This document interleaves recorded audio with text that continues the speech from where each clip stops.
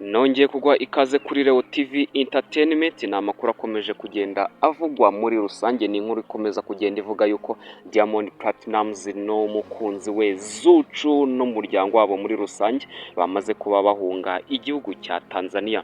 Ni amakuru aturuka mu gihugu cya Tanzania ari kuvuga yuko umuhanzi w'icyamamare Diamond Platnumz n'umuryango we bamaze kuba basohoka igihugu cya Tanzania rwihishwa, batinya ko bashobora kugirirwa nabi. Ni nyuma y'imyigaragambyo imaze iminsi muri iki gihugu cya Tanzania, aho abigaragambye bavuga ko barambiwe ubutegetsi bubi bwa Perezida Samia Suluhu Hassan. Abigaragambye bakaba bangiza ibintu birimo gutwika imodoka, gusenya inyubako za leta n'ibindi bikorwa remezo. Umuhanzi Diamond Platnumz ni umwe mu bari bashyigikiye Samia Suluhu Hassan, ariko bagiye botswa igitutu n'abakunzi babo muri rusange, babashinza yuko bashyigikiye umunyagitugu. Mu butumwa yari yatanze mbere y'amatora, Diamond Platnumz yari yagaragaje ko ashyigikiye bikomeye Samia Suluhu Hassan, ahamya ko abari kurwanya amatora banamwita uko bashaka ari abantu bake batazi ibyo bari gukora, amusaba kutaba cyangwa abasaba kugenda atabaha agaciro.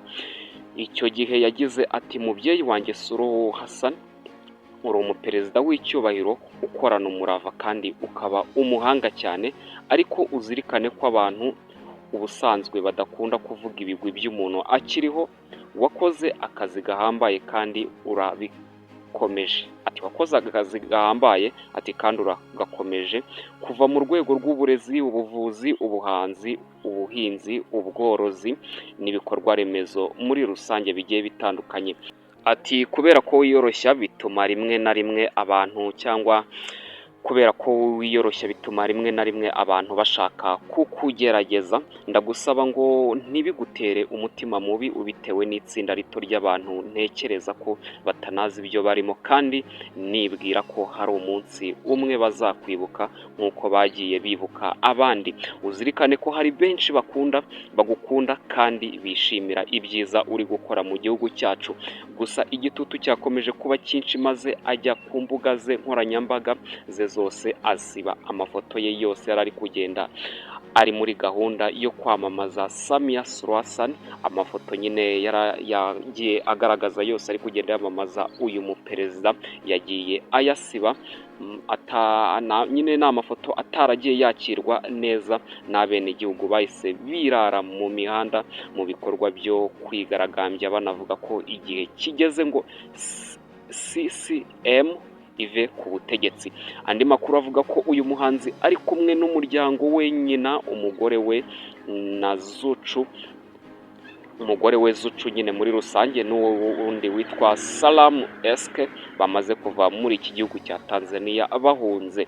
Mange Kimambi, umwe mu banyamakuru uri no mu bavuga rikijyana, yavuze ko Diamond yahunganye n'itsinda ry'abantu bagera kuri 24, bakaba bagiye Mombasa banyuze ku kibuga cy'indege cya Tanga. Ati Diamond Platnumz, Zuchu, Salama Eske, nyina wa Diamond n'abandi bo mu muryango we, itsinda ry'abantu bagera kuri 24 bavuye muri iki gihugu cyabo bajya Mombasa banyuze ku kibuga cy'indege cya Tanga.